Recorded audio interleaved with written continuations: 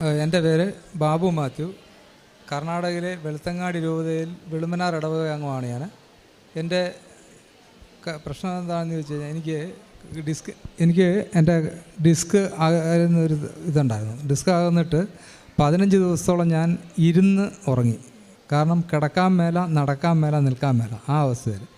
അങ്ങനെ ആസ്പത്രിയിൽ 2-3 ആസ്പത്രി ഇംഗ്ലീഷ് മരുന്ന് ചെയ്തു. ലാസ്റ്റ് പഞ്ചകർമ്മം ചെയ്തു. പഞ്ചകർമ്മം ചെയ്തുകൊണ്ടിരിക്കുന്ന സമയത്ത് ഒരു ദിവസം എനിക്ക് ഒന്നും ചെയ്യാൻ മേലായി. നേരത്തെ ഇരിക്കുമെങ്കിലും ചെയ്യാമായിരുന്നു. ഇതിപ്പോൾ ഇരിക്കാനും മേലാത്തൊരവസ്ഥയിലേക്ക് വന്നു. അങ്ങനെ അവിടെ ഇരിക്കുന്ന സമയത്ത് എൻ്റെ ഭാര്യ കൃപാസനത്തിലെ ഉടമ്പടികൾ ഇങ്ങനെ യൂട്യൂബിൽ കേൾക്കുമായിരുന്നു. അങ്ങനെ അവൾ എന്നോട് പറഞ്ഞു, ഇങ്ങനെ മാതാവിൻ്റെ അടുത്ത് പോയാൽ നിങ്ങളുടെ അസുഖമെല്ലാം മാറും എന്ന് പറഞ്ഞു. ഞാനങ്ങനെ ആ കിടപ്പ് ഇരിക്കാനും നിൽക്കാനും മേലാതെ ആ വേദനയിൽ ഡോക്ടറും അന്ന് സ്ഥലത്തില്ല. ആ സമയത്ത് ഞാൻ പറഞ്ഞു, അമ്മേ ഞാൻ അവിടെ വന്ന് അവളാം എന്ന് പറഞ്ഞ് ഞാൻ അവിടുന്ന് പിന്നെ ഡോക്ടർ വന്നു.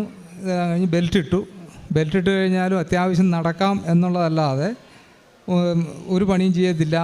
നടക്കാൻ തന്നെ വിഷമം, ഇരിക്കാനും വിഷമം, അങ്ങനെ എല്ലാം കൊണ്ടും ബുദ്ധിമുട്ടായി. അങ്ങനെ ഇരിക്കുന്ന ഒരു ദിവസമാണ് ഞാൻ അവിടെ നിന്ന് ഇങ്ങ് പോരുവാണ്. ഇവിടേക്ക് പോരാൻ വേണ്ടിയിട്ട് ഒരുത്തൻ എന്നെ വണ്ടിയെ കൊണ്ട് കയറ്റി. വണ്ടിയെ കയറാൻ നേരത്ത് ഞാൻ ആ ബെൽറ്റ് ഊരിയിട്ട് ആ വണ്ടിയെ തന്നെ ഇട്ട് കൊടുത്തു.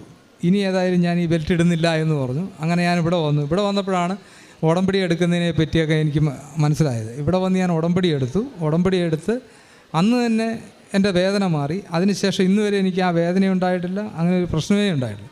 പിന്നെ എൻ്റെ രണ്ടാമത്തെ മകന് കുറച്ച് ദുശ്ശീലങ്ങളുണ്ടായിരുന്നു. ആ ദുശ്ശീലങ്ങളെല്ലാം മാതാവിനോട് ഞാൻ നിയോഗം വെച്ച ഇതിൽ മാറിക്കിട്ടി. പിന്നെ 10-20 വർഷമായിട്ട് മദ്യപാനം ഉണ്ടായിരുന്നു. എനിക്ക് വെറ്റില മുറുക്കുണ്ടായിരുന്നു. അത് മദ്യപാനം അന്ന് തന്നെ ഞാൻ ഉടമ്പടി എടുത്ത് അന്ന് തന്നെ എനിക്ക് മാറി. വെറ്റില മുറുക്ക് ഒരിക്കലും മാറുമെന്ന് ഞാൻ പോലും വിശ്വസിച്ചല്ല. കാരണം എന്നെക്കൊണ്ട് മാറ്റാൻ സാധിക്കില്ല. ഞാൻ അമ്മയോട് പറഞ്ഞു, അമ്മയ്ക്കത് ഇഷ്ടമല്ല എങ്കിൽ അമ്മ തന്നെ അത് എടുത്ത് മാറണമെന്ന് പറഞ്ഞു. ഇപ്പോൾ 2-3 മാസമായിട്ട് അതുമില്ല, കംപ്ലീറ്റ് മാറി. പിന്നെ എൻ്റെ മൂത്ത മകന് ആയുർവേദ സെൻറ്റർ നടത്തുന്നതാണ്. അതിൽ 5-8 സെൻറ്റർ അവനുള്ളതിൽ ഒരു സെൻറ്ററിൻ്റെ 10 വർഷമായിട്ട് നടത്തിക്കൊണ്ടിരിക്കുന്നത്. അതിൻ്റെ ലൈസൻസ് കിട്ടിയാലായിരുന്നു. ലൈസൻസ് കിട്ടിയാലെന്ന് പറഞ്ഞാൽ അവർ വലിയ ടീമാണ്.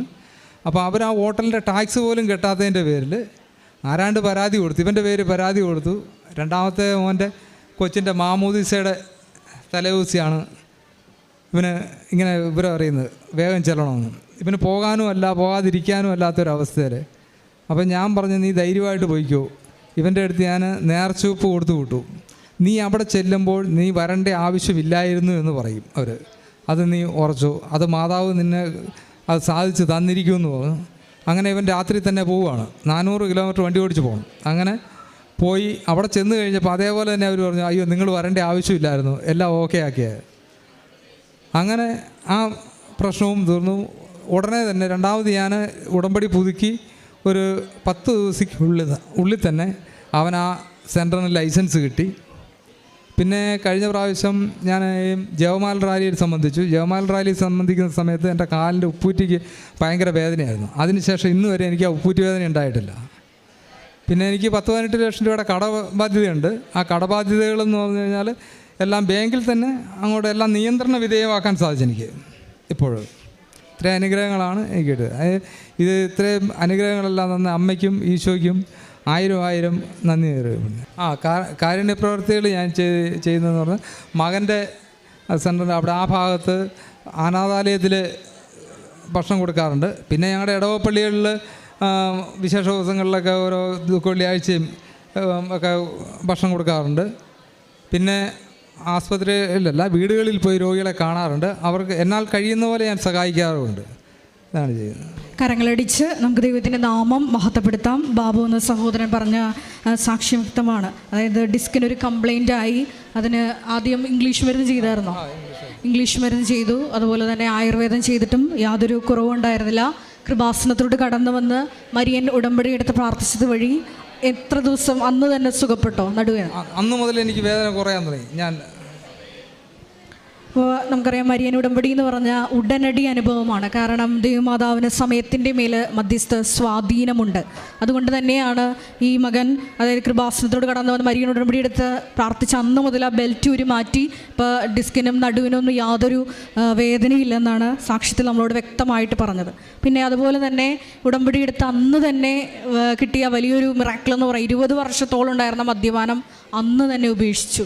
ഒപ്പം തന്നെ നിങ്ങൾ കേട്ടതുപോലെ തന്നെ പുകവലി മുറുക്കുന്ന ശീലം ഉണ്ടായിരുന്നു.